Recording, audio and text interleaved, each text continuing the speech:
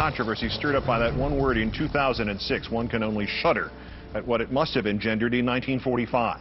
That was when America learned that just before Christmas of the preceding year, German SS troops had slaughtered 84 American soldiers who had just surrendered to them in that place, the Belgian town of Malmedy.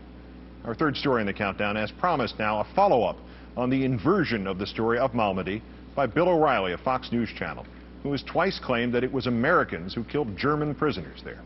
The follow-up unexpectedly includes the controversial post-war Senator Joe McCarthy of Wisconsin and the rewriting of history. Firstly, that rewriting. This is what Mr. O'Reilly said during an argument with General Wesley Clark over the purported atrocities at Haditha in Iraq last Tuesday. In Malmedy, as you know, U.S. forces captured SS forces who had their hands in the air and they were unarmed and they shot them down. You know that. That's on the record, been documented. Fox News had scrubbed clean O'Reilly's remarkable misstatement, his second on this subject in just under 8 months. Its transcript of O'Reilly's remarks had him saying, quote, "In Normandy, as you know, U.S. forces captured SS forces," etc. That, rewriting yesterday's newspaper, is the electronic version of what George Orwell prophesied in his novel 1984. Well, good and real news here. After we called out O'Reilly on Fox on both his slander of dead American soldiers and their attempt to hide it on this newscast last Thursday, they changed it back last Friday. It now reads as it should have all along. As O'Reilly said it, in Malmedy, as you know. So we can get back to the focus, which is why Bill O'Reilly has twice turned the dead victims of Nazi war atrocities into American war criminals, and perhaps worse, offered no apology nor clarification other than a tepid 24-word dismissal. In the heat of the debate with General Clark, my statement wasn't clear enough, Mr. Caldwell. After Malmedy, some German captives were executed by American troops. O'Reilly's blasé response to his own malicious remarks suggests he still has some doubts about the truthfulness of the story of Malmedy, a battlefield crime so horrific that it led to the prosecution of 73 German soldiers and officers. Turns out others have preceded him down this road of anti-American doubt. A series of speeches, articles, and lawsuits in this country in 1949 suggested that evidence and confessions of those German soldiers who had admitted what they had done at Malmedy had been obtained under torture by American Jewish prosecutors and servicemen. Malmedy, the murder by the SS of 84 American soldiers who had just surrendered, had been transformed into some sort of Jewish propaganda plot. And an ad hoc investigation was launched by the Senate Armed Services Committee. One of its members was an obscure junior senator from Wisconsin, Joseph McCarthy. But within 5 months of its formation, that Senate subcommittee on which McCarthy served had found nothing to support the charges that Malmedy was a fiction. Its senior members, Republican Raymond Baldwin of Connecticut and Democrat Estes Kefauver of Tennessee, determined that the medical evidence was to the contrary, and that the only things supporting the charges were prejudice and a desire by some in the German-American community to blunt the impact of the then ongoing Nazi War Crimes Tribunal. That's when Senator Joseph McCarthy quit the committee and accused Senator Baldwin and Kefauver of, quote, whitewashing the investigation. Senator Joe McCarthy and evidently Bill O'Reilly believed that the real victims in the story of 84 American servicemen at Malmedy, the real victims were the Nazis.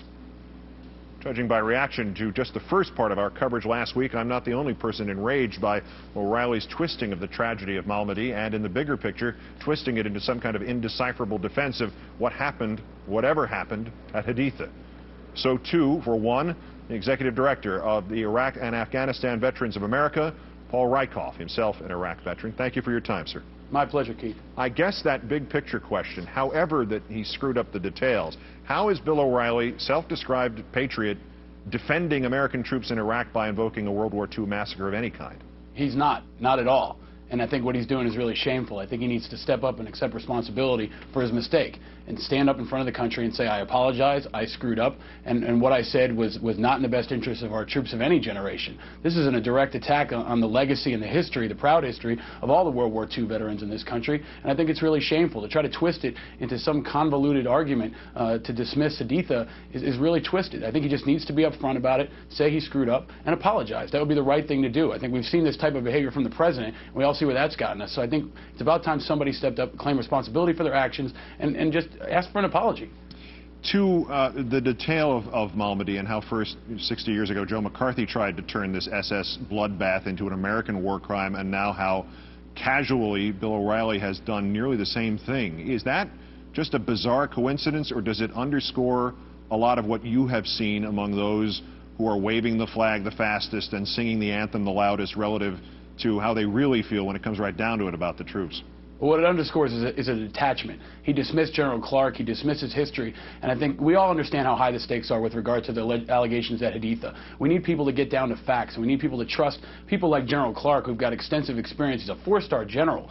People who've been on the ground in Iraq who can help us understand this complex issue. Haditha is going to have global implications around the world no matter how it turns out. We understand that. We need to let the investigation run its course. And Mr. O'Reilly's role in this is really not helping the case. This is not the Natalie Holloway case. We need to get down to brass tacks here, find out what went on, and let a thorough investigation run its course, and keep the American people informed with people from a position of credibility, like military veterans, like General Clark, not like Bill O'Reilly. Well, as you'll hear O'Reilly say, he's been in combat, meaning he covered a shootout once. Military history is this very useful tool in analyzing war of the present day. You can go almost to Caractacus if you want and try to figure things out, but it has to be used really carefully, doesn't it? I mean, if you say Malmedy, where Americans slaughtered German prisoners, or maybe it was after Malmedy, what's the difference? When you reach for a military parallel to Iraq, you have to be a lot more accurate. You'll have to be precise, don't you? I think you do, and I think you have to be careful, and you have to be responsible. And I think that's what we all have to do as this Haditha case unfolds. We have to be responsible, we have to be accurate, we have to give people the benefit of the doubt. But there's no disputing what happened at Malmedy, and trying to twist it and have some kind of revisionist history is really irresponsible. You know, I think he needs to issue an apology. We all ask that. All the veterans of our country ask that, and I think it's the responsible thing to do. And if he wants some combat experience, I think he should take his butt over to Iraq. I know he hasn't been there yet. Even Al Franken's been there 3 times at this point, and if he's really concerned about supporting the troops and understanding the complexity of what's going on over there, he should cover it. That'll be plenty fair and balanced for all of us. Can't get him past west of 6th Avenue. I don't think you're going to get him to Iraq. Tell me, though, if this last point here is piling on, but since he brought Malmedy up for the second time last week, and I've heard from relatives of the Americans who were murdered there, the actual descendants of victims, and they're hurting from this in a way that I and maybe even you can't. Would it be really over the line to throw that infamous question back at Bill O'Reilly? Tell me, sir, why do you hate our troops? Well, I don't know what the right question is, but I know the right demand is an apology.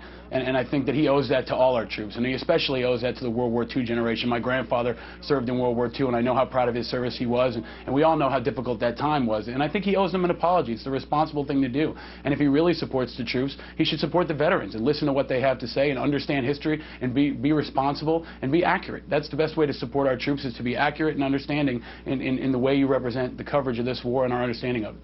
Paul Rieckhoff, Executive Director of Iraq and Afghanistan Veterans of America. Great, thanks for your time, and thanks for your service to this country. My pleasure, sir. Thank you.